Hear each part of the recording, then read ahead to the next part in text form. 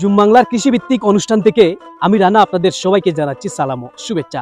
দর্শক বন্ধুরা, আমরা এই মুহূর্তে অবস্থান করছি সিলেট জেলার জৈন্তাপুর উপজেলায় সফল কৃষি উদ্যোক্তা জনাব রায়হান আহমেদের শিমের বাগানে।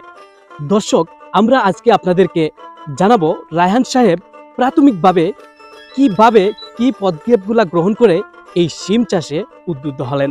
আপনি কি জাতের বীজ নিয়ে এই বাগানটা শুরু করেছেন এবং বীজটা কিভাবে শোধন করেছেন? এটা আসলে হাইব্রিড কোনো বীজ না, এটা মূলত হচ্ছে গিয়ে যে আমরা এলাকা ভিত্তিক ভাবে আমরা এটা চাষ করে থাকি। তো এই সিমটা আমরা যখন পরিপক্ক যখন সিম হয় তখন আমরা গাছ থেকে নিজেই বীজগুলো আমরা সংগ্রহ করি। চারা রোপণের পূর্বে আপনি মাটিতে কি কি সার প্রয়োগ করেছেন?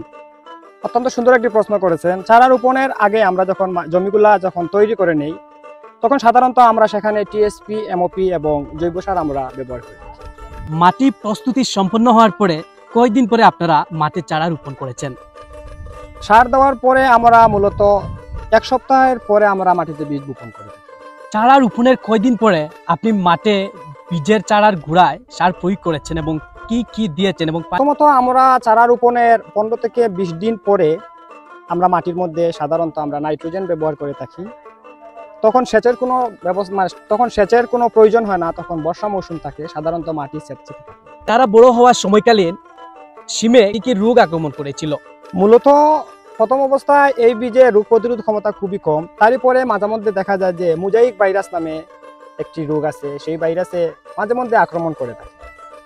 তো সেই মোজাইক ভাইরাসের এখনো পর্যন্ত কোনো প্রতিকার বের হয়নি।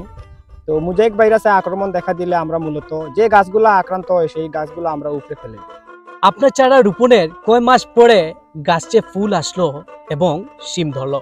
চারা রোপণের 90 দিন পরে সেই শিম গাছগুলায় ফুল আসা শুরু করে এবং 90 দিন ফুল আসার পরে আরো 15 থেকে 20 দিন পরে আমরা সেখান থেকে সিম হারভেস্ট করতে পারি। আপনি এবছর কয় বিঘা জমি নিয়ে এই শিম ক্ষেত শুরু করেছেন? এই বছর আমি প্রায় 8.5 বিঘা জায়গার উপরে সিম চাষ করেছি। প্রতি বিঘাতে আপনি কত টাকা খরচ করেছেন? মূলত সিম চাষ আমরা যখন করে থাকি সেই সিম চাষের প্রতি বিঘাতে প্রথম অবস্থায় যে আমাদের পুঁজিটি ইনভেস্ট করতে হয় সেটা হচ্ছে মাচাঙ্গের জন্য বাঁশ আমাদের ক্রয় করতে হয়। তো মূলত সিম খেতে সবচেয়ে পুঁজি বেশি ইনভেস্ট করতে হয় বাঁশের উপর। তো প্রতি বিঘাতে আমরা সাধারণত যেটা ধরে নিয়েছি যে সম্পূর্ণ একটি বিঘাকে পরিপূর্ণভাবে সিম হারভেস্ট করার উপযোগী করতে গেলে একটি বিঘার উপর কমপক্ষে 15 থেকে 20 হাজার টাকার মতন খরচা আছে। আপনি এই 8 বিঘা জমিতে এবছর কত টাকা লাভ করার ইচ্ছা মনে মনে পোষণ করছেন? সম্পূর্ণ খরচ এবং আমরা যে পুঁজি ইনভেস্ট করেছি সব পুঁজি ইনভেস্ট এবং পুঁজি আমাদের ব্যাক হওয়ার পরে সাধারণত 8 বিঘা জায়গার উপর থেকে আমি অনুমান করেছি এই বছর যে ফলন হয়েছে আলহামদুলিল্লাহ সেখান থেকে আমি 5 থেকে 5.5 লাখ টাকার মতন আমি সেখান থেকে আয় করতে পারবো এই বছর।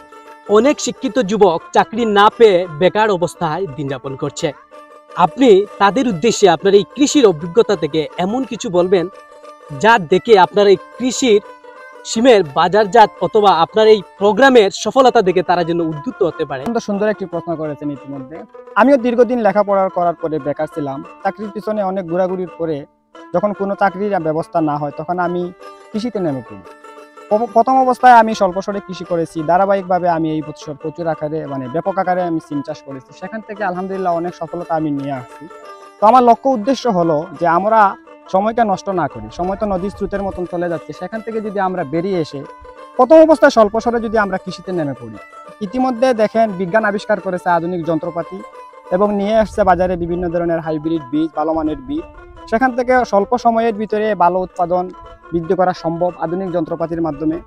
তো আমি আশা করি আমার প্রোগ্রাম থেকে আমি এই জিনিসটি আপনাদের সামনে তুলে ধরার চেষ্টা করতেছি যে আমরা যারা বেকার আছি, বেকার না থেকে এবং পতিত জমিগুলোকে যদি আমরা আবাদে নিয়ে আসি আলহামদুলিল্লাহ কোনো এক সময় উৎপাদন বৃদ্ধি হবে। আর যখন উৎপাদন বৃদ্ধি হবে ইনশাআল্লাহ প্রত্যেকটি জিনিসের দাম নিয়ন্ত্রণে চলে আসবে। তো সিম চাষিদের জন্য আমার একটি মেসেজ আজকে, আসুন আমরা সিম চাষ করি। সিম একটি লাভজনক সবজি এবং সেটার বাজার মূল্য আলহামদুলিল্লাহ অনেক ভালো পাওয়া যাচ্ছে ইতিমধ্যে।